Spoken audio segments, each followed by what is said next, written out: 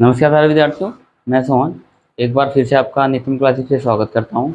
तो जैसे प्यारे विद्यार्थियों, हमारा टॉपिक चल रहा था। इससे पहले जो हमने टॉपिक आपको पढ़ाया था वो था हमारा बीजाणु यानी टाइप्स ऑफ ओव्यूल्स। आज का हमारा टॉपिक क्या रहेगा? मेगास्पोरोजेनेसिस। ठीक उसी प्रकार जिस प्रकार माइक्रोस्पोरोजेनेसिस प्रक्रिया के दौरान माइक्रोस्पोर का निर्माण होता है अर्थात परागकण का निर्माण होता है, ठीक उसी प्रकार मेगास्पोरोजेनेसिस के दौरान मेगास्पोर या गुरु बीजाणु का निर्माण होता है। ठीक है, तो आज चलो शुरू करते हैं मेगास्पोरोजेनेसिस। क्या प्यारे विद्यार्थियों,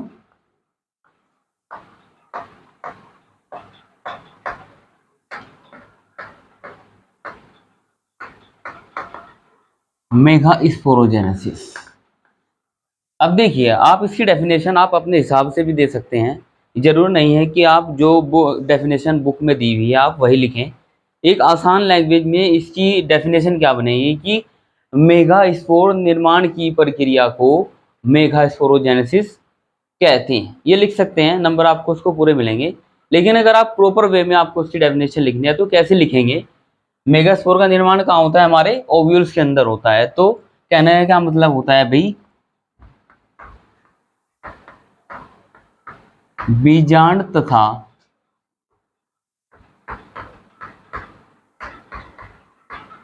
भ्रूणकोश के परिवर्धन को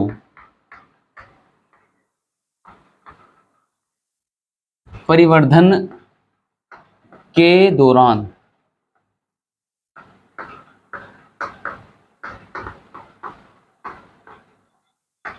मेगास्पोर का बनना मेगास्पोरोजेनेसिस कहलाता है।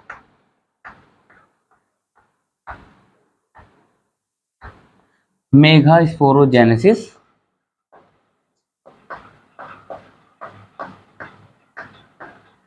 कहलाता है।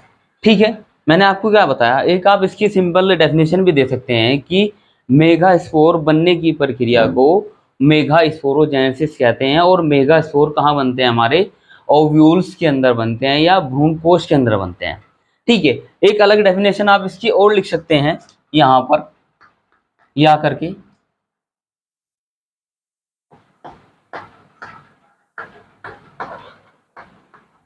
कि मेगास्पोर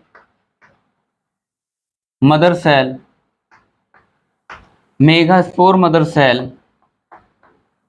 में अर्धसूत्री विभाजन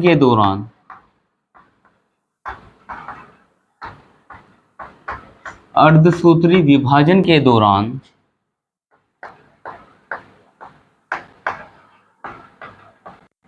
मेगास्पोर का बनना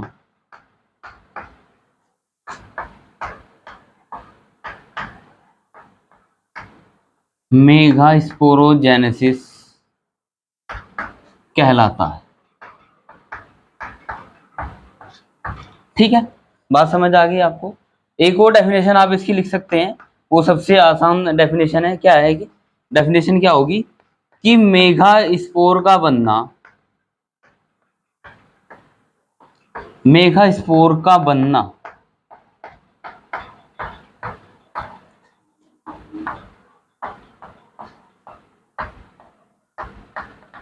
मेगास्पोरोजेनेसिस कहलाता है। ठीक है, ये बिल्कुल सिंपल लैंग्वेज। ठीक है प्यारे विद्यार्थियों, क्या बताया मैंने कि अगर आपको मेगास्पोरोजेनेसिस की डेफिनेशन आपको देनी है कि ये प्रक्रिया क्या है, टॉपिक हमारा आज का क्या है? मेगास्पोरोजेनेसिस, यानी कि बीजांड तथा भ्रूणकोश के परिवर्धन के दौरान मेगास्पोर का बनना मेगास्पोरोजेनेसिस कहलाता है। हम डायग्राम बनाएंगे, आपको प्रॉपर वे में समझाएंगे कि किस प्रकार इसका निर्माण होता है। एक और डेफिनेशन आप लिख सकते हैं कि मेगास्पोर मदर सेल्स में अर्धसूत्री विभाजन के दौरान मेगास्पोर का बनना मेगास्पोरोजेनेसिस कहलाता है। या फिर एक डेफिनेशन आप और लिख सकते हैं कि मेगास्पोर का बनना मेगास्पोरोजेनेसिस कहलाता है। ठीक है प्यारे विद्यार्थियों, अब हम इसका डायग्राम बनाएंगे इस प्रॉपर वे में कि इसका डायग्राम होता क्या है, ताकि आसानी से आपको समझ आ जाए। तो अब हम आपको विद डायग्राम समझाएंगे कि मेगास्पोरोजेनेसिस होता क्या है। ठीक है, मैंने आपको बताया कि मेगास्पोरोजेनेसिस क्या होता है। बीजांड तथा भ्रूणपोष के परिवर्तन के दौरान मेगास्पोर का बनना क्या कहलाता है, मेगास्पोरोजेनेसिस कहलाता है। और ये देखिए, अगर हम पूरे ओव्यूल्स के बारे में बात करें कि ओव्यूल्स होता क्या है, इससे पहली वीडियो में आपको बता चुका हूँ, लेकिन फिर एक बार फिर मैं आपको बता देता हूँ कि अगर हम ओव्यूल्स का डायग्राम बनाएं, ओव्यूल्स का, कि कैसा बनेगा वो।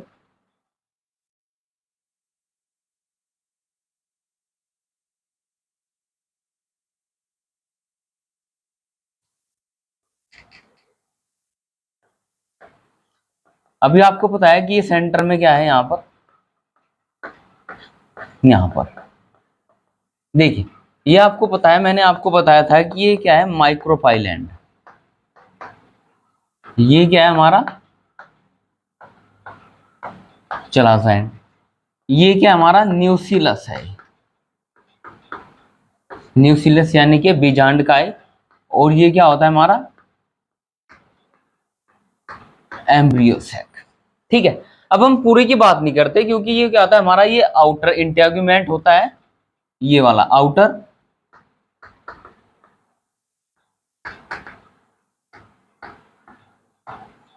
आउटर इंटेगुमेंट, और ये अंदर क्या होता है,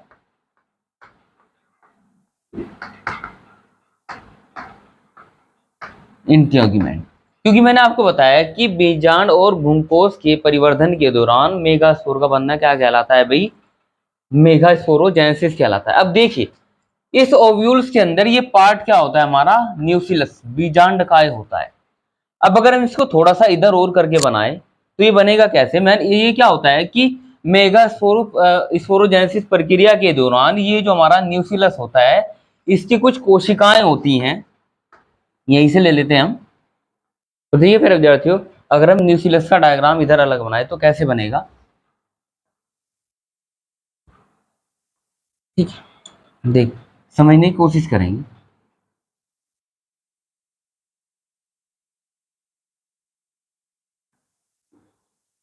अभी न्यूक्लियस की जो कैल है, सेल्स हैं, वो आकार में बढ़ती हैं परिवर्धन के दौरान, और उनमें से एक कोशिका आकार में बढ़ जाती है और वो इन सभी कोशिकाओं से अलग दिखाई देती है। तो उस कोशिका को हम क्या कहते हैं भाई, हाइपोडर्मल सेल।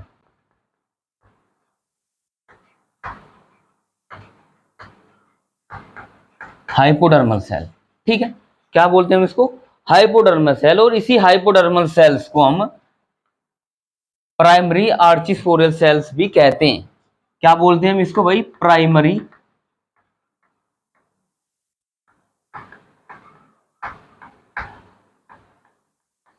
आर्चिस्पोरियल सेल्स भी हम इसको कहते हैं। अब इसी प्राइमरी आर्चिस्पोरियल सेल्स में क्या होता है भाई, पेरिक्लाइनल डिवीजन होता है। क्या होता है, पेरिक्लाइनल डिवीजन होता है, जिस दौरान इसमें क्या बनता है, प्राइमरी पैराइटल सेल्स और प्राइमरी स्पोरोजिनस सेल्स का निर्माण होता है इसी न्यूक्लियस के अंदर। एक अलग डायग्राम क्या बनेगा इसमें। अब इसी में क्या होता है, प्राइमरी आर्चिस्पोरियल सेल्स में पेरिक्लाइनल डिवीजन होता है। क्या होता है, पेरिक्लाइनल डिवीजन के दौरान दो कोशिकाओं का निर्माण होता है, यानी कि जो कोशिका बाहर की तरफ होती है और एक कोशिका अंदर की ओर होती है। बाकी का डायग्राम ये सेम रहेगा ऐसे ही, परिवर्धन के दौरान ये नष्ट हो जाता है, ठीक है। अब इस प्राइमरी आर्चिस्पोरियल सेल से दो कोशिकाओं का निर्माण होता है, एक ऊपर की तरफ यानी कि एक पैराइटल सेल। ये जो ऊपर की तरफ है इसको क्या बोलते हैं हम, भित्ति कोशिका या भित्ति कोशा, या इसको क्या बोलते हैं हम भाई, पैराइटल, पैराइटल सेल्स, ठीक। एक होता है ये sporogenous cell, primary sporogenous cell, ठीक है। अब देखिए, मैंने आपको बताया कि ये जो हमारा न्यूसिलस है, न्यूसिलस में एक कोशिका, एक जो कोशिका है वो आकार में वृद्धि हो जाती है और जो अन्य कोशिकाओं से भिन्न दिखाई देती है उसको क्या बोलते हैं, हाइपोडर्मल सेल। इसी हाइपोडर्मल सेल्स को क्या बोलते हैं, प्राइमरी आर्चिस्पोरियल सेल। इस प्राइमरी आर्चिस्पोरियल सेल में क्या होता है, पेरिक्लाइनल डिवीजन होता है, जिससे दो कोशिकाओं का निर्माण होता है। जो बाहर की साइड होती है उसको भित्ति कोशिका बोलते हैं या पैराइटल सेल्स। एक अंदर निर्माण होता है, उसको क्या बोलते हैं, स्पोरोजीनस सेल या बीजाणु जनन कोशिका। अब वृद्धि के दौरान क्या होता है भाई, ये जो हमारी भित्ति कोशिका है या पैराइटल सेल्स है, ये क्या हो जाती है, नष्ट हो जाती है। क्या हो जाती है, नष्ट हो जाती है। और ये जो स्पोरोजीनस सेल्स है यानी कि बीजाणु जनन कोशिका है, ये जो बीजाणु जनन कोशा या कोशिका, ठीक है, ये क्या होती है, अपने आप में इस प्रकार का किस प्रकार का व्यवहार करती है, मेगा स्पोर मदर सेल्स की तरह ये क्या करती है, व्यवहार करती है। यानी कि ये व्यवहार करती है मेगा स्पोर मदर सेल्स की तरह। और मेगा स्पोर मदर सेल्स की तरह जब ये व्यवहार करती है तो इसमें क्या होता है भाई, सूत्री विभाजन होता है। एक सूत्री विभाजन होता है भाई, ठीक है। एक सूत्री विभाजन से क्या होता है, इसमें 4 लघु बीजाणु का क्या होता है, निर्माण होता है। यानी कि अगर हम बात करें ये सिंपल सेल्स किस तरह व्यवहार करती है भाई, ये मेगा स्पोर मदर सेल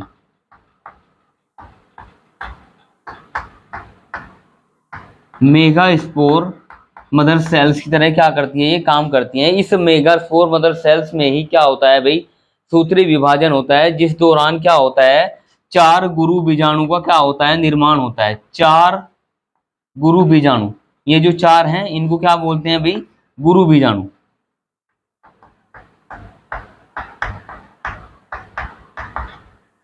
गुरु बीजाणु। और ये 4 गुरु बीजाणु एक नीरियल क्या लीनियर अवस्था में होते हैं, एक रेखीय क्रम में होते हैं। इनको हम टेट्राड भी बोलते हैं। क्या बोलते हैं इनको, हम टेट्राड भी बोलते हैं। और इन 4 गुरु बीजाणुओं में से क्या होते हैं, ये 3 ऊपर के 3 क्या होते हैं, अक्रियाशील होते हैं। क्या होते हैं ये, अक्रियाशील। अक्रियाशील गुरु बीजाणु। और केवल एक ही क्या होता है, ये क्रियाशील बीजाणु होता है। क्रियाशील क्या होता है, ये बीजाणु होता है। और आगे इसी में परिवर्धन के दौरान या इससे ही ये कह सकते हैं कि मेल गैमेटोफाइट का क्या होता है, विकास होता है। दोबारा फिर मैं आपको बता देता हूं, आज का हमारा टॉपिक क्या था भाई, मेगा स्पोरोजेनेसिस। अगर इसके हम डेफिनेशन के बारे में जाए तो मैंने आपको दिखाया कि बीजांड और भ्रूणकोश के परिवर्धन के दौरान मेगा स्पोर बनने की प्रक्रिया को क्या कहते हैं भाई, मेगा स्पोरोजेनेसिस। अब ये जो हमारे पास बन गया है, ये क्या होता है, हमारे पास गुरु बीजाणु है, गुरु बीजाणु। और ये क्रियाशील होता है धीरे धीरे। जो हमारे पास ये 3 अन्य गुरु बीजाणु हैं, ये अक्रियाशील होते हैं। और ये चारों के चारों अगुणित होते हैं। क्या होते हैं, ये चारों के चारों अगुणित होते हैं, यानी कि हैप्लॉइड होते हैं, एन। ठीक है, तो कहाँ थे हम, मैंने आपको बताया कि अगर हम किसी भी ओव्यूल्स का डायग्राम बनाएंगे तो ये ऊपर का क्या होता है, चलाजा एंड, नीचे माइक्रोपाइल एंड, इसी के अंदर क्या होता है, outer integument, inner integument, nucleus होता है, एम्ब्रियो सैक होता है। अब जो ये न्यूक्लियस सेल्स होती हैं, इनकी एक कोशिका अन्य कोशिकाओं से आकार में वृद्धि करने के दौरान अपनी एक अलग संरचना बना लेती है। उस कोशिका को क्या कहते हैं, हाइपोडर्मल सेल, या इसी को हम क्या बोलते हैं, प्राइमरी आर्चिस्पोरियल सेल्स। इस प्राइमरी आर्चिस्पोरियल सेल्स में पेरिक्लाइनल डिवीजन होता है, जिससे 2 कोशिकाओं का निर्माण होता है, एक पैराइटल सेल और एक स्पिरोजीनस सेल्स। अब ये जो हमारी पैराइटल सेल है, ये आफ्टर परिवर्धन के दौरान ये नष्ट हो जाती है। और ये जो हमारे पास स्पोरोजीनस सेल्स है, ये मेगास्पोर मदर सेल्स की तरह काम करने लगती है। और इस मेगास्पोर मदर सेल्स में ही सूत्री विभाजन के दौरान क्या होता है भाई, 4 गुरु बीजाणु का निर्माण होता है। उन 4 गुरु बीजाणु में 3 अक्रियाशील होते हैं और केवल एक क्रियाशील होता है।